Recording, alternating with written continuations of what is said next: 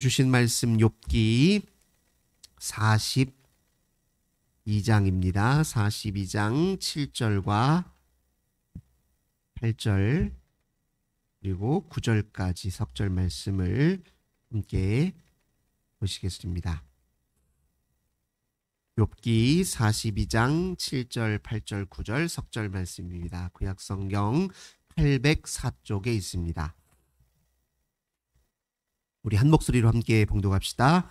여호와께서 욥에게 이 말씀을 하신 후에 여호와께서 대만 사람 엘리바스에게 이르시되 내가 너와 네 두 친구에게 노하노니 이는 너희가 나를 가리켜 말한 것이 내 종 욥의 말같이 옳지 못함이니라. 그런즉 너희는 수소 7과 숫양 7을 가지고 내 종 욥에게 가서 너희를 위하여 번제를 드리라. 내 종 욥이 너희를 위하여 기도할 것인즉 내가 그를 기쁘게 받으리니 너희가 우매한 만큼 너희에게 갚지 아니하리라. 이는 너희가 나를 가리켜 말한 것이 내 종 욥의 말같이 옳지 못함이라. 이에 대만 사람 엘리바스와 수아 사람 빌닷과 나아마 사람 소발이 가서 여호와께서 자기들에게 명령하신 대로 행하니라. 여호와께서 욥을 기쁘게 받으셨더라. 아멘. 오늘도 주님과 함께 하루를 시작하시는 우리 모든 성도님들 하나님께서 하늘의 크신 은혜와 평화 가득 부어주시길 주님의 이름으로 간절히 기원합니다. 오늘 본문 말씀 통해서 널리 허용하는 삶 이런 제목으로 함께 은혜 나누겠습니다. 하나님께서는 욥에게 나타나셔서 그로 하여금 천하 만물을 보게 하셨고 자연을 보게 하셨고 또 하늘의 별 천체를 보게 하셨고 또 신비한 동물인 리워 야단을 또 보게 하셨습니다. 거기에 주의를 전환시켜 주신 것이죠. 욥이 그동안 했던 모든 생각을 중지하고 그 생각을 더 이상 고집하지 아니하고 생각을 전환하여서 새로운 관점, 하나님의 더 넓은 시야와 관점 속에서 자기 인생을 다시 되돌아볼 수 있도록 하나님이 그를 도우셨습니다. 그렇게 했던 근본적인 목적은 무엇이냐면 욥 네가 잘못 생각했으니 너 큰 잘못을 저질렀다 이렇게 질책하는 것이 목적이 아니었어요. 욥이 가졌던 그 괴로움을 근원으로부터 해소시켜주고 그의 마음을 오히려 더 하나님 보시기에 아름다운 모습으로 확장시키시고 더 넓히시고 성숙시키는 건데 그 목적이 있다는 사실을 기억할 필요가 있습니다. 그러니까 욥을 혼내려고 하나님이 지금 그로 하여금 더 넓은 관점에 서게 하신 것이 아닙니다. 욥이 괴로웠던 여러 이유 중에 하나가 무엇입니까? 욥이 자기 당한 고난에서 가지고 있었던 품었던 생각이잖아요. 그의 마음속 복잡한 생각이 그를 더 괴롭게 만든 것 아니겠습니까? 자기 처지를 비관하고 자기 처지가 하나님께 저주받은 인생이라 이렇게 스스로 생각하니 안 그래도 고난 때문에 힘든데 당한 일 때문에 힘든데 그 일에 대한 자기 처지를 비관하니 더 힘든 것 아니겠습니까? 그리고 또 하나님께 품었던 의구심이 또 그를 더 힘들게 한 것 아닙니까? 하나님 정말 의로우신 분 맞습니까? 하나님 전능하신 분 맞습니까? 나 너무 이렇게 억울한데 내가 당한 일에 비해서 내가 너무 혹독하고 가혹한 일을 당했는데 하나님 이런 일 앞에서 당신은 도대체 어떤 분이십니까? 하고 하나님께 품었던 의구심이 또 그를 또 괴롭게 한 것이었잖아요. 그리고 그의 세 친구들 내게 정말 이 친구들이 좋은 친구들인 줄 알았는데 내게 대해서 하는 말을 들어보니 배신감도 들고 어떻게 이렇게 나한테 이렇게 모진 소리를 쏟아내는 이렇게 매정하게 내게 굴까? 그 친구들을 향한 그 배신감 그게 또 그를 더 괴롭게 했던 것 아니겠습니까?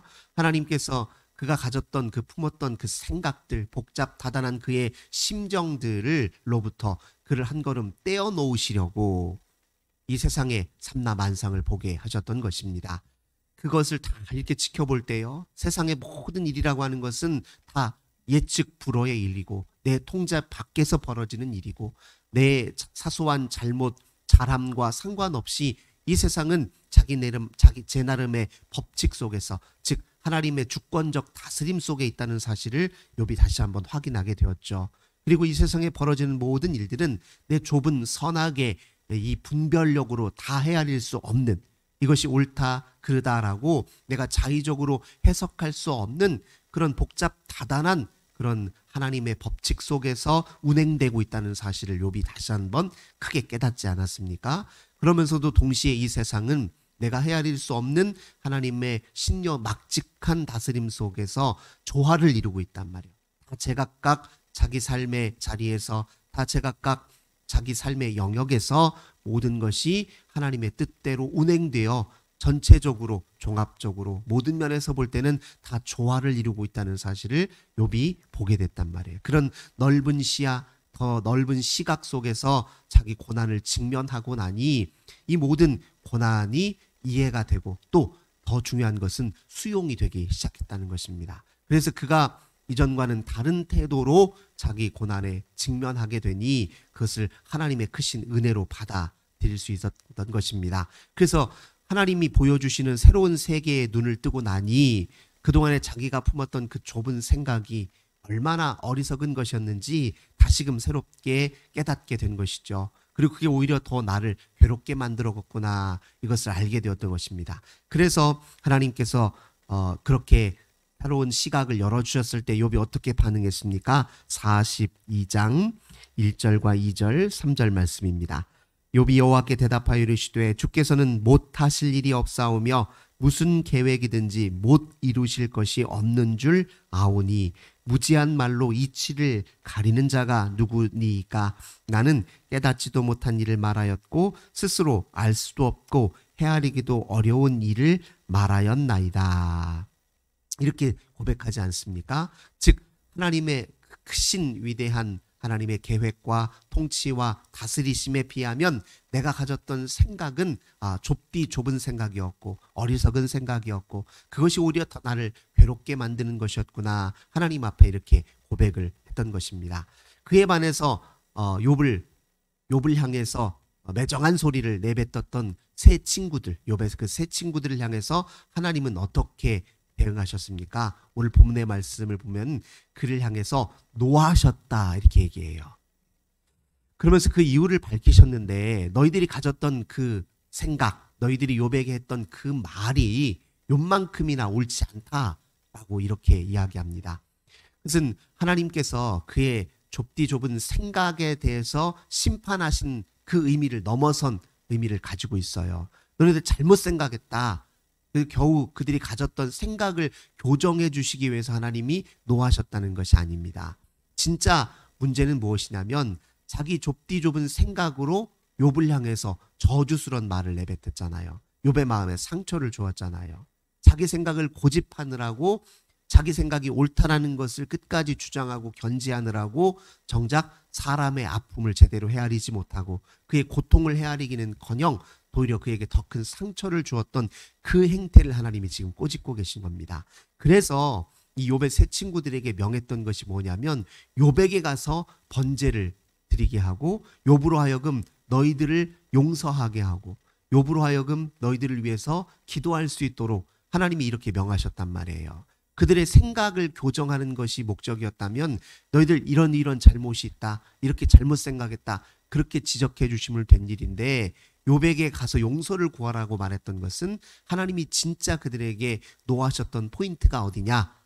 자기 생각이 옳다라는 걸 주장하기 위해서 타인의 가슴에 상처를 입혔던 것, 그걸 하나님이 더 큰 문제를 삼았다는 것입니다. 때로 우리가 사람들과의 관계에서 흔히 저지르는 우가 바로 그렇잖아요. 내가 가지고 있는 생각이 옳다라는 것을 입증하려고, 네 생각 틀렸어, 내 생각만 옳아라는 것을 그걸 드러내 보이고자 하려고 오히려 모진 소리 사람들에게 내받고, 그리고 그 위에 서려고 사람들을 무시하고, 그리고 나 자신은 다 무오류인 것처럼, 아무 잘못이 없는 것처럼 스스로 자기를 높이고 교만한 행태를 보이고, 이 모든 것이 이제 문제가 되는 것 아닙니까? 그저 생각은 생각일 뿐인데 어떤 면에서는 옳고 다른 면에서는 그럴 수도 있는 것인데, 맥락 따라서 나의 생각은 때로 옳기도 하고 그런 것이고 하는 것인데, 내 관점에서 옳을 수 있지만 타인의 관점에서는 그럴 수도 있는 것인데, 근데 그런 생각을 그저 고집하고 끝까지 견지하느라고 오히려 더 큰 악을 저지를 수도 있다는 사실을 오늘 욥기서는 우리에게 일깨워주고 있습니다. 우리가 생활 속에 범한 그런 오류를 우리도 똑같이 범할 수 있다는 것입니다. 그래서 오늘 욥에게 찾아가서 용서를 구하라고 하면서 하나님이 번제를 요구하셨는데, 그때 그 번제에 쓰일 그 제물들을 보면 일반적이지 않은 것을 하나님이 요구하셨다는 걸 확인할 수 있습니다. 한번 다시 보겠습니다. 8절입니다. 너희는 수소 7과 순양 7을 가지고 내 종 욥에게 가서 너희를 위하여 번제를 드리라, 이렇게 얘기해요. 수소 7, 순양 7, 굉장히 많은 양입니다. 한 개인이 자기 잘못을 속죄하기 위해서 드렸던 그런 일반적인 번제물의 양보다는 훨씬 많은 양이에요. 이 정도 규모면요, 그냥 국가적 단위의 큰 제사를 드릴 때나 이런 정도의 양을 쓴단 말이에요. 근데 이렇게 많은 양으로 번제를 드리라고 요구한 것이 무엇이겠습니까? 너희들의 잘못은 너희들의 잘못으로 국한되어 있는 게 아니라는 거예요. 너희들이 범했던 그 모든 태도는 결국 이 민족적 차원의 잘못이다라고 그렇게 이야기합니다. 한번 잘 생각해 보십시오. 욥의 세 친구들이 견지했던 그 생각이라고 하면요, 그동안에 자기가 겪어왔던 하나님과 이스라엘 민족이 겪어왔던 하나님과의 관계 속에서 보여줬던 하나님의 그 다채로운 은혜를 다 새카맣게 잊어버린 행태하고 똑같습니다. 한번 잘 돌이켜 보십시오. 이스라엘 백성들이 애굽의 노예로 살았을 때요, 그 바로 왕의 모진 횡포 속에 고난을 당하고 그 노예의 서러움을 겪을 때요, 이스라엘 백성들이 뭔가 잘못을 해서 그런 경험을 겪었습니까? 그건 또 아니잖아요. 잘 생각해 보세요. 그저 그들은 애굽 땅에서 그냥 열심히 살았을 뿐이에요.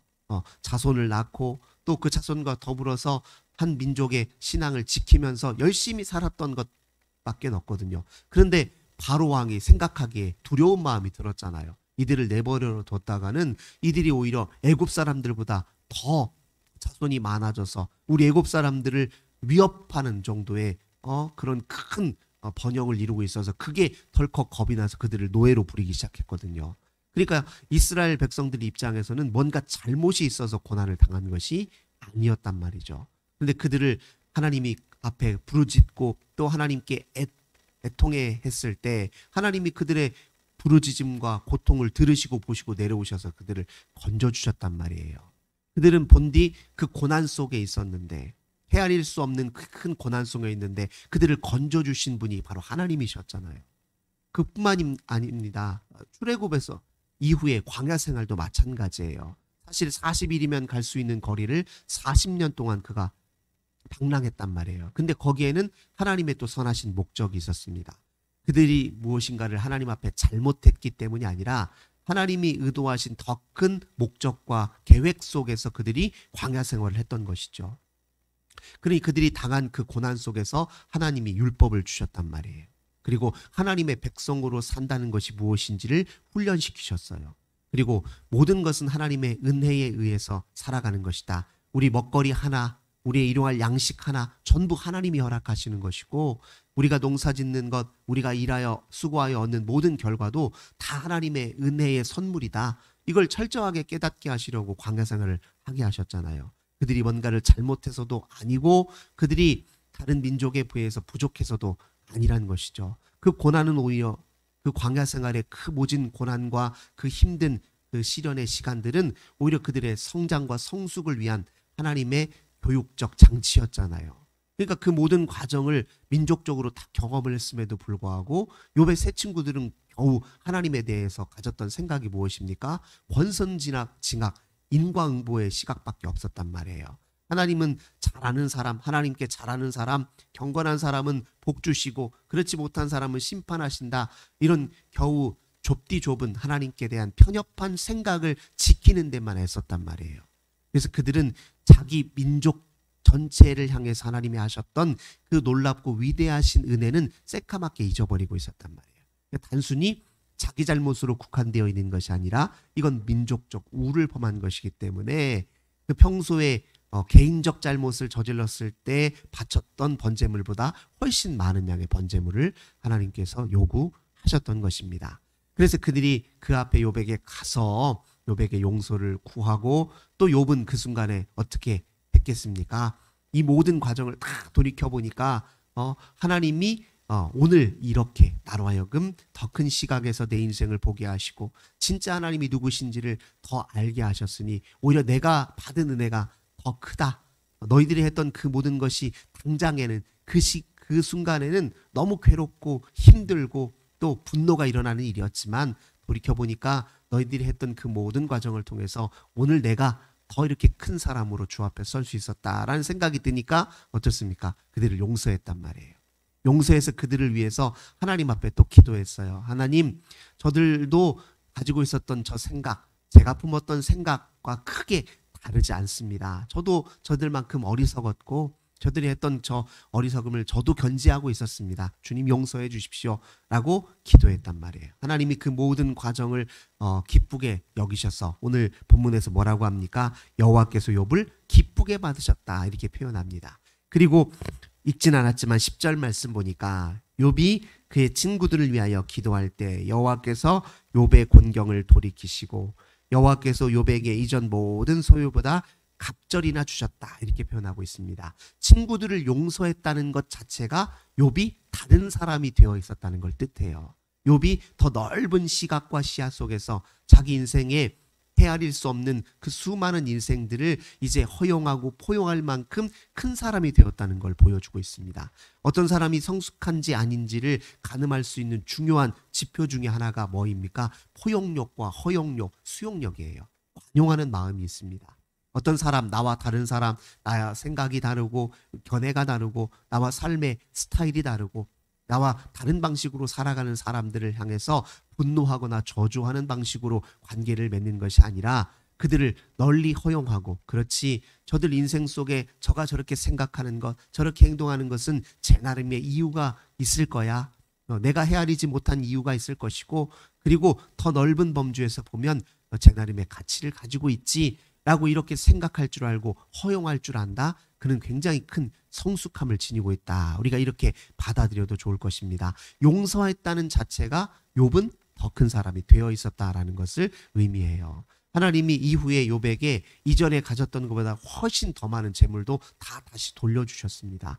그리고 자식도 딸 셋에 아들 7을 다시 주셨어요. 그리고 장수하게 하셔서 본문 16절 보면은 140년을 살았다 이렇게 더 표현합니다. 그러니까 이후에 140년을 더 살았다라는 의미에 가까울 것입니다. 그러면서 아들과 손주를 4대를 더 보게 하셨다는 거예요.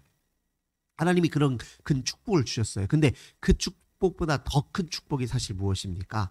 그가 큰 사람이 되어 있었다는 거예요. 하나님의 시각을 또 하나님의 시야 속에서 인생을 관조할 수 있는 지혜가 깨달아졌다는 거예요. 사실은 그게 더 큰 축복이라는 사실을 기억할 필요가 있습니다. 어떤 사람이 오래 살았다고 해서 그 축복 아니죠.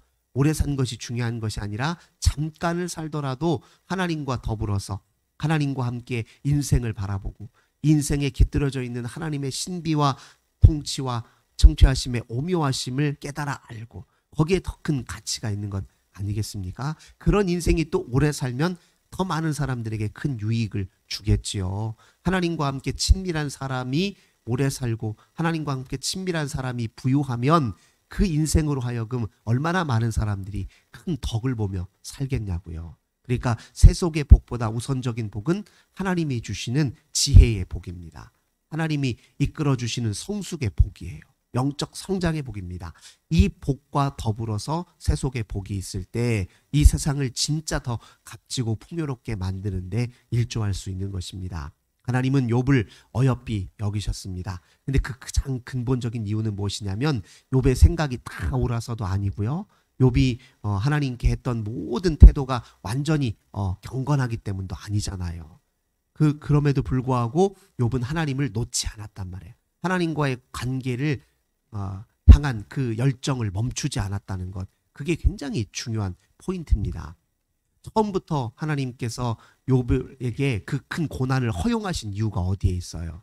네가 세상의 모든 조건, 세상의 유리한 조건, 유리한 환경을 다 거두어 가더라도 네가 여전히 나를 향한 신뢰를 멈추지 않는지 그걸 확인하는 것이 욥에게 허용된 고난의 근본적인 이유 아니었습니까? 근데 다른 말로 하자면 하나님을 신뢰한 이유가 하나도 없어도, 내 눈에 보기에 하나님을 신뢰해야 될 이유가 하나도 없어도 그럼에도 불구하고 하나님을 신뢰할 수 있느냐, 신뢰하겠느냐, 이런 근원적인 질문을 제기하며 욥에게 고난이, 이 모진 고난이 허용되었던 것이거든요. 그런데 욥이 보였던 그 모든 행태를 보니까, 그 모습을 보니까 비록 부분적으로 생각은 그르기도 했고 또 불경한 생각을 품기도 했고 하나님을 향해서 저주스러운 말도 내뱉긴 했지만 그 사소한 잘못을 다 덮고도 남을 만큼 그는 하나님을 향한 그 다가섬, 하나님을 향한 열정, 하나님을 끝까지 붙들려고 했던 그 신뢰의 마음, 그것이 그 누구보다도 밝게 빛을 발휘했다. 하나님이 그 점을 어여삐 여기셨다는 사실을 우리가 반드시 기억할 필요가 있습니다. 그러니까 우리의 생각에는 너무 연연해 할 필요가 없습니다. 하나님이 때가 되면 우리에게 진실의 기초 위에서 더 큰 생각을 주실 때가 올 거예요. 그러니까 중요한 건 자기 생각이 아닙니다. 하나님을 신뢰하는 마음이 더 중요해요. 그리고 사소한 이런 잘못들이 중요한 게 아니라 이런저런 잘못에도 불구하고 여전히 내가 하나님 앞에 가까이 다가가려고 하는 의지가 있는지 없는지가 훨씬 중요하다는 말이죠. 그래서 그런 하나님을 향한 다가섬의 그 열정을 놓치지 않는 이상 우리는 때가 되면 더 성숙해지고 더 깊은 생각에 도달하게 되고, 그리고 이 세상을 바라보는 시야와 시각은 반드시 넓어지고 성숙하게 되어 있어요. 왜요? 하나님이 우리를 그쪽으로 인도하시고 그렇게 바꿔 놓으시기 때문에 그렇습니다. 오늘 욥기를 통해서 주신 이 영적 교훈을 오늘 우리 삶에 그대로 받아들이셔서 우리가 너무 우리의 직면에 있는 그 문제들에 대해서만 아주 편협한 생각으로 일관할 것이 아니라 때로 하나님께 다 내어 맡겨서 하나님, 제가 지금 직면에 있는 이 삶으로부터 벗어나서 더 큰 하나님의 시각으로 내 인생을 다시 바라볼 수 있는 성숙함을 주님 주십시오라고 우리도 그렇게 기도하시고 또 우리 하나님과 더 깊은 관계 속에서 살아가시는 저 우리 모든 성도님들 되시길 주님의 이름으로 간절히 기원합니다. 좋으신 주님 감사드립니다. 오늘 우리 하나님께서 욥을 어여삐 여기시고 그리고 욥의 세 친구들을 하나님께서 그들을 향해서 진노하시며 또 욥에게 찾아가 번제를 드리고 용서를 구하라 말씀하신 이 모든 과정을 우리가 다시 한번 살펴봅니다. 하나님이 말씀 속에서 욥이 얼마나 한층 더 성숙해 있었는지를 저희들 다시 한번 확인하게 됩니다. 욥이 더 넓은 포용력으로, 수용력으로, 그리고 모든 인생의 복잡다단한 문제들을 허용할 만큼 깊어졌음을 우리가 하나님 바라봅니다. 우리도 욥처럼 주님과의 그 영적 씨름의 과정을 열심으로 성실히 꾸준히 잘 감당하여 우리를 더 넓은 곳으로 이끄시는 하나님의 은혜를 깊이 경험하게 하여 주옵소서. 우리도 다른 사람들을 허용하고 용서하는 일에 더 힘쓰게 하여 주시옵시고 우리 당한 문제들 앞에 오히려 더 큰 문제와 아픔을 당한 사람들을 향해 시선을 돌려서 하나님 그들을 위로하는 그런 아름다운 삶에 참여하는 저희들 다 되게 하여 주시옵소서. 오늘도 우리 주님 앞에 간절히 간구하는 모든 성도들의 기도에 응답해 주실 줄 믿고 감사드리며 주 예수님의 이름으로 간절히 기도드립니다. 아멘. 우리 환우들을 위해서 또 가정의 자녀들을 위해서 나라와 민족을 위해 또 고난당한 우리의 이웃을 위해서 주님 앞에 기도하겠습니다. 하나님 감사